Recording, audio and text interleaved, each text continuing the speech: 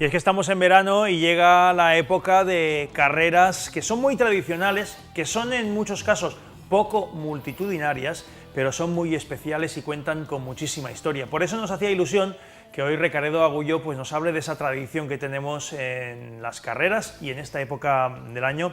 Recaredo Agulló, muy buenas noches, bienvenido. Muy buenas noches. Bueno, tenemos en verano mucho donde elegir y tenemos también carreras que son muy especiales, muy tradicionales, casi ya más eventos sociales que deportivos. Sí, yo diría que prácticamente en los 3 meses de verano se pueden celebrar fácilmente más de 200 carreras en la Comunidad Valenciana. Y esto es un dato que no lo digo yo, sino que está ahí, es clarísimo, ¿no? En 90 días, 230, 240 carreras se van a celebrar.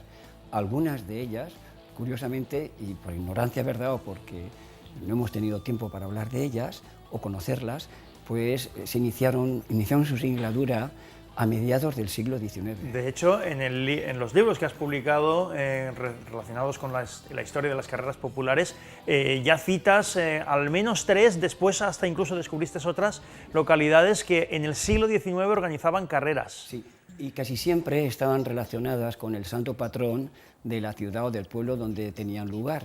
Es decir, que religión, fiestas y actividades recreativas, en este caso carrera a pie o carreras de caballos, formaban parte de los programas festivos, ¿verdad?, de esa semana en la que los hombres dejaban de trabajar de sol a sol y disfrutaban de la fiesta, también las mujeres. Por eso decía yo lo del tema de aspecto social también, Sí, más que deportivo. Totalmente. Villargordo del Cabriel, por ejemplo, es una de las localidades donde desde hace barbaridad de años se celebra una carrera que se llama la Carrera de la Joya. Sí. Esto fue una suerte encontrar a un profesor que trabajaba conmigo en el instituto y me dijo, en mi pueblo hay una carrera muy antigua.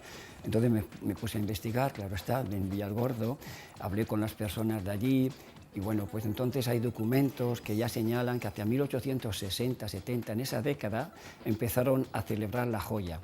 La joya, como siempre, pues era el regalo que se entregaba al ganador de la prueba. Y lo curioso fue que fue tan grande la fuerza de esta carrera que creó una expresión. Y es que aquel que ganaba la joya era recordado después por la gente del pueblo y se decía, mira, ese de joven ganó la joya. Es decir, como diciendo que había sido un personaje importante. De hecho, muchos personajes, muchos vencedores de esta carrera han pasado a la posteridad. Hoy en día su nombre todavía sigue sonando, digamos, en el habla popular. Sí, el otro día comentábamos que el meló es una tradición en muchos pueblos. El Piti es el personaje, es uno de los personajes más famosos de Villargordo del Cabriel, porque la ganó muchísimas veces, porque era un hombre muy simpático, según me comentaron, muy extrovertido, porque las chicas estaban todas enamoradas de ese chico alto, fuertote, que ganaba, ¿verdad? Y porque además esa carrera tenía unas circunstancias, estaba envuelta en unas circunstancias muy especiales. Por ejemplo, la salida se daba echando la gorra del alcalde al aire. O sea, no era con un disparo era simplemente cuando se echaba la gorra al aire. Sí, no había cuenta atrás, ni 10, ni 9 tampoco, ni 1, 2, 3, ni a sus puestos listos, se cogía la gorra y se echaba al aire. Entonces los mozos, que se les llamaba así en la carrera de los mozos, iban corriendo hasta donde estaba la bandera de San Roque, y el primero, porque era el día de San Roque, el primero que asía la bandera, ese es el que ganaba. Por tanto, totalmente distinto a lo nuestro, pero también yo creo que muy significativo de una época. En la Font de la Figuera se corría la carrera del pilonet, que también data de ese siglo XIX. Sí, también data de finales del XIX. El pilonet aún existe y cuando hicieron la carretera, que bordea ahora por la parte exterior la Font de la Figuera, pues tuvieron que suprimirla. Pero hasta los años 50 y aún quedan personas como Sánchez Bañó, que la ganó esa prueba y que pude hablar con él, y tengo fotos de él, y tengo fotos del pilonet. Es decir, que si vais al pueblo de la Font de la Figuera, pueblo de Tono, no solamente podéis ver un gran pueblo muy bonito con los grandes Joanes, sino que también podéis acercaros, que está a 1,5 kilómetros de distancia, ese pilonet que marcó toda una época. Y a los que ganaban estas carreras incluso se les calificaba con un mote muy especial, ¿no? Sí, eran los llebretes. Y esos llebretes, hace años tuve ocasión de hablar con estos señores mayores de 90 años de edad y han creado descendencia.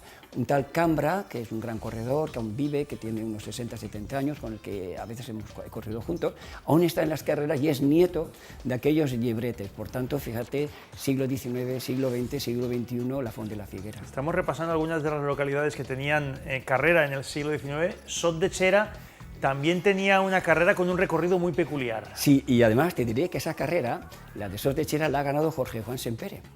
En el año 81, él y su padre, uno en categoría de senior y cuando el chiquillo era un crío. Pero no en las primeras ediciones, No, en las que primeras hace un siglo. ediciones es lo mismo, siempre es San Roque, son las fiestas y es en pleno verano, hace un calor que se las pela, entonces los corredores salen desde Sot de Xera, tienen que subir a la ermita de San Roque, de nuevo aparece el San Roque, tienen que llegar hasta allí, tienen que tocar el santo, bajar corriendo otra vez a línea de meta y celebrar allí en esa plaza que tienen tan bonita y tan agreste, pues la fiesta de la carrera a pie y las fiestas patronales. En aquella época no existían clubes, tampoco existía Geyser Events. ¿Quién organizaba las carreras estas? Normalmente las carreras estaban, digamos, regularmente organizadas, porque no había una organización ni tampoco un horario fijo.